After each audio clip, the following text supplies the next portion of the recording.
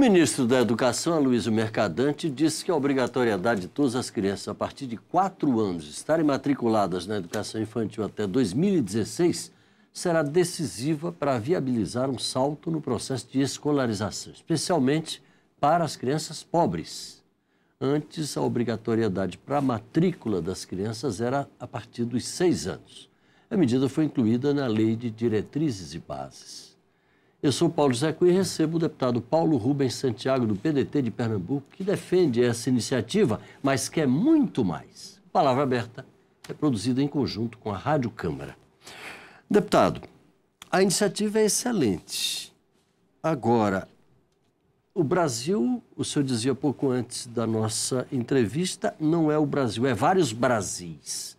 Como fazer para a gente conseguir levar adiante um plano desse com tantas divergências regionais?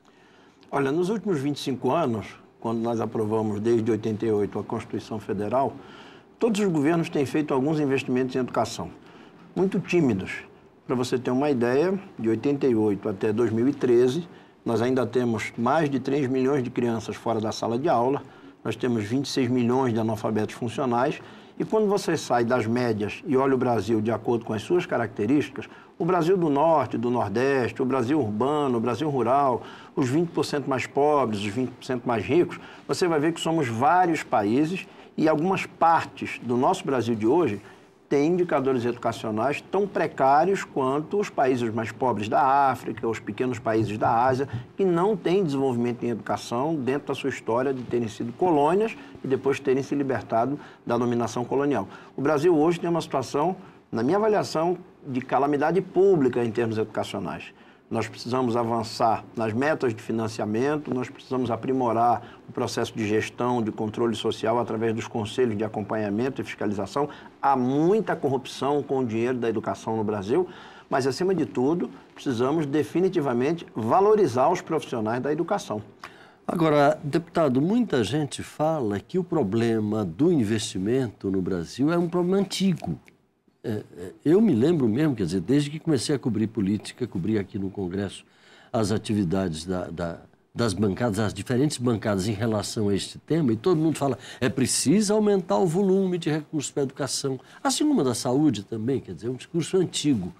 O senhor nota avanços nessa área? Não, os avanços são muito poucos. Para você ter uma ideia, nós passamos 10 anos, de 2001 a 2010, durante a vigência do primeiro Plano Nacional de Educação aprovado após a Constituição de 88, e nós praticamente congelamos o investimento em educação como proporção do Produto Interno Bruto. Nós ficamos entre 3,9% e 4,1% do PIB, enquanto isso, por trás desse investimento congelado, o Brasil aumentou a carga tributária de impostos e contribuições de 24% e 25% do PIB para 36% do PIB, com um outro desvio. Concentraram-se as receitas de impostos e contribuições nas mãos do governo federal. O governo federal arrecada quase 60% de todos os impostos e contribuições, mas transfere para os estados e municípios a maior responsabilidade desde a educação infantil, passando pelo ensino fundamental até o ensino médio, consequentemente, uma estrutura completamente anômala. E esses municípios estrangulados nós estamos hoje, de cabeça para baixo em termos de responsabilização, cooperação e financiamento. O primeiro Plano Nacional de Educação, quando foi feita a sua avaliação há 3 anos, nós só atingimos 30% a 35% das metas, desde atendimento escolar, valorização, acesso ao ensino médio, acesso ao ensino superior.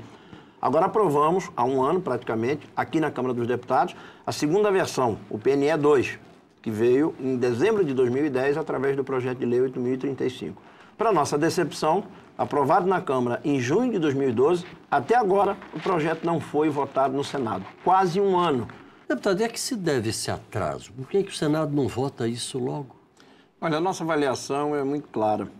Se esse projeto ele atendesse aos interesses da indústria automobilística, dos bancos, das empresas do agronegócio, dos exportadores, ele seria votado em menos de 1 mês, talvez até em 1 semana. Mas como isso envolve uma política de 10 anos de investimento em educação, e se essa política acontecer de fato, nós vamos mudar a situação dos estados do Norte, Nordeste, Centro-Oeste, nós vamos mudar o perfil da população infantil que vai para a escola na zona rural, que está nos pequenos municípios, nas regiões mais pobres. Consequentemente, você começa, através da educação, mudar a inserção dessas pessoas na comunidade. E isso deve ferir aos interesses das velhas oligarquias do nosso país. As oligarquias do Norte, do Nordeste, do Centro-Oeste, das zonas rurais, das cidades mais afastadas. Então, não é justificativa alguma, assunto técnico, assunto financeiro, questão jurídica. O Senado não vota porque não há compromisso, como tivemos na Câmara, em aprovação deste plano, que já deveria estar sendo aprovado e aplicado desde 2011. Logo em seguida ao encerramento do primeiro plano, que findou a sua vigência em 2010. E o Brasil precisa avançar em educação. Nós estamos numa situação de calamidade pública. Nós temos crianças e adolescentes fora das salas de aula. Os índices do Norte, do Nordeste, das zonas rurais, da população negra, dos 20% mais pobres, são índices vergonhosos. É uma indecência se falar que o Brasil pode ser a 5ª ou a 6ª economia do mundo, ficando abaixo da 50ª posição entre os países que mais investem, que melhor desenvolvem a educação básica. A taxa de escolaridade da nossa população, quase 56% da população brasileira, acima de 25 anos de idade, não tem instrução ou tem o ensino fundamental incompleto. Então é preciso fazermos uma revolução na educação. Agora, deputado, o quadro é dramático, como o senhor aponta. A gente fala muito da questão da universalização, etc., etc. A gente observa esforços feitos desde, para ficar mais próximo aqui, do governo Fernando Henrique para cá. Mas, do ponto de vista da qualidade da educação, a situação ainda deixa muito a desejar. Olha, eu acho que o maior escândalo que se pratica no Brasil contra a educação é exatamente a timidez dos governos que não querem cumprir com aquilo que há 81 anos os pioneiros da educação nos deixaram escrito em 1932. Há 81 anos, o Manifesto dos Pioneiros da Educação já alertava o país. Não se pode colocar a economia como um problema superior em relação às questões e aos direitos educacionais. Porque até para que a economia possa se diversificar, crescer e se desenvolver, nós precisamos da educação, da instrução, do trabalho, da inovação tecnológica, e parece que o Brasil parou no tempo. Então nós temos que ampliar o investimento em educação.